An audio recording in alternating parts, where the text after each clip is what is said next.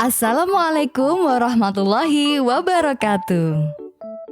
Selamat pagi anak-anak soleh dan solihah. Bagaimana kabarnya hari ini? Semoga semuanya sehat selalu ya. Jumpa lagi dengan Bu Ria di sini dan kali ini kita akan mengaji dan mengkaji Quran Surat At-Tin. Namun sebelum itu, yuk kita berdoa bersama-sama. Semoga kita diberikan pemahaman dan ilmu yang bermanfaat. Bismillahirrahmanirrahim. Rabbi zidni ilma warzuqni fahma birahmatika ya arhamar rahimin.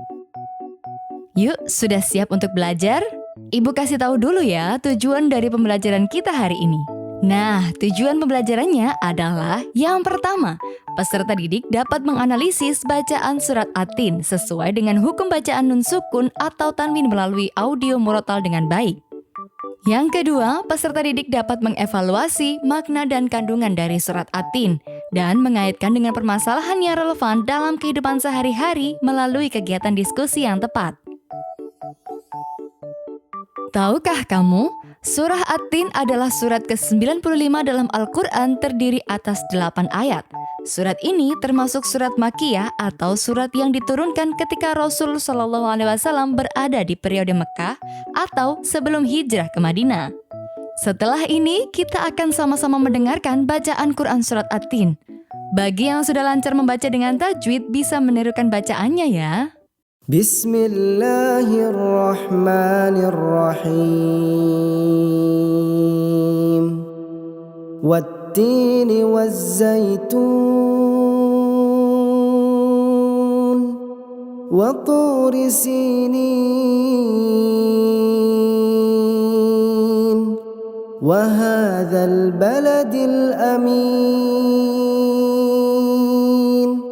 Laqad khalaqnal insana fi ahsani taqwim.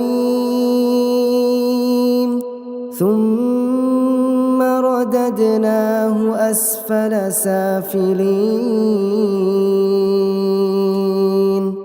Illa alladhina amanu wa amilus salihati falahum ajrun ghairu mamnun. Fama yukazzibuka ba'du biddin.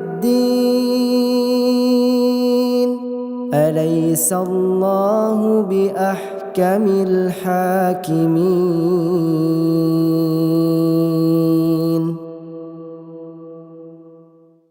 Shadaqallahul azim.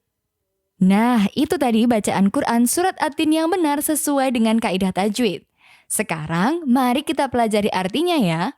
Hukum bacaan nun sukun dan tanwin serta isi kandungan Quran surat At-Tin. Arti dari Quran surat At-Tin ayat 1-8 yaitu 1. Demi buah tin dan buah zaitun. 2. Dan demi bukit Sinai. 3. Dan demi kota Mekah ini yang aman. 4. Sesungguhnya kami telah menciptakan manusia dalam bentuk yang sebaik-baiknya. 5. Kemudian kami kembalikan dia ke tempat yang serendah-rendahnya atau neraka. 6. Kecuali orang-orang yang beriman dan mengerjakan amal soleh, maka bagi mereka pahala yang tiada putus-putusnya. 7. Maka apakah yang menyebabkan kamu mendustakan hari pembalasan sesudah adanya keterangan-keterangan itu? 8. Bukankah Allah hakim yang seadil-adilnya? Kita lanjut ke bagian mengenal hukum bacaan nun sukun dan tanwin ya. Yang pertama adalah bacaan idhar, yang artinya membaca dengan jelas huruf setelah nun sukun tanpa adanya perubahan. Contohnya, ajrun ghairu.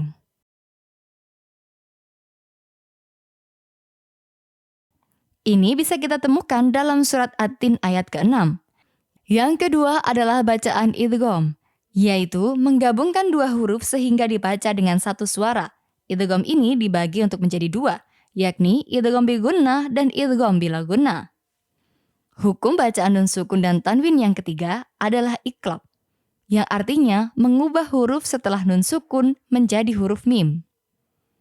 Dan yang terakhir adalah ikhfa hakiki, yaitu membaca dengan samar antara nun sukun dan huruf yang mengikutinya. Contohnya, al-insan ada pada surat At-Tin ayat keempat. Sekarang kita masuk ke bahasan isi kandungan Quran surat At-Tin ya. Isi kandungan ayat 1 sampai dengan 3 yaitu buah tin dan zaitun banyak tumbuh di Syam dan Baitul Maqdis, tempat para nabi diutus.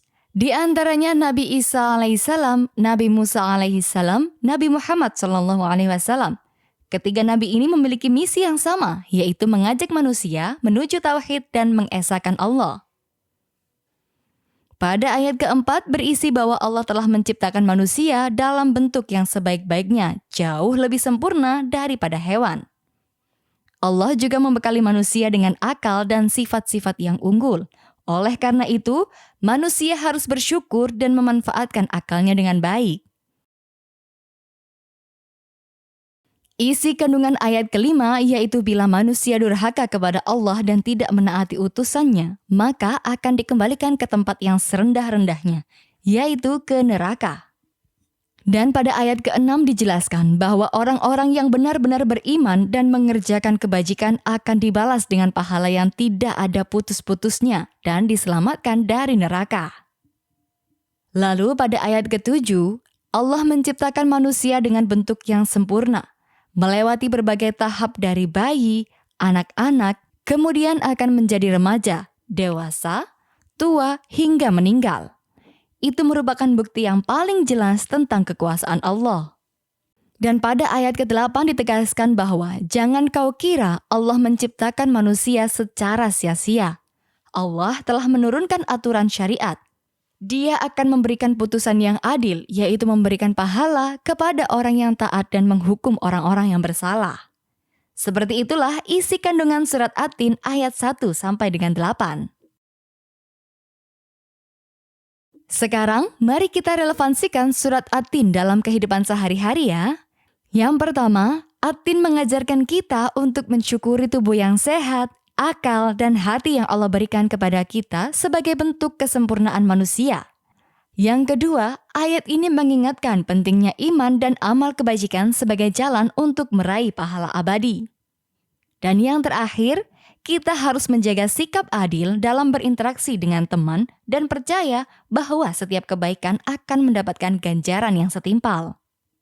Nah, apakah poin-poin tersebut sudah relevan dengan kehidupanmu? Jika belum, kamu bisa menganalisis lebih lanjut lagi tentang relevansi surat At-Tin dalam kehidupan sehari-hari. Dari Buria cukup sekian penjelasan dari materi ini. Terima kasih sudah mengikuti pembelajaran dengan baik. Semoga bermanfaat dan semangat selalu ya. Wassalamualaikum warahmatullahi wabarakatuh.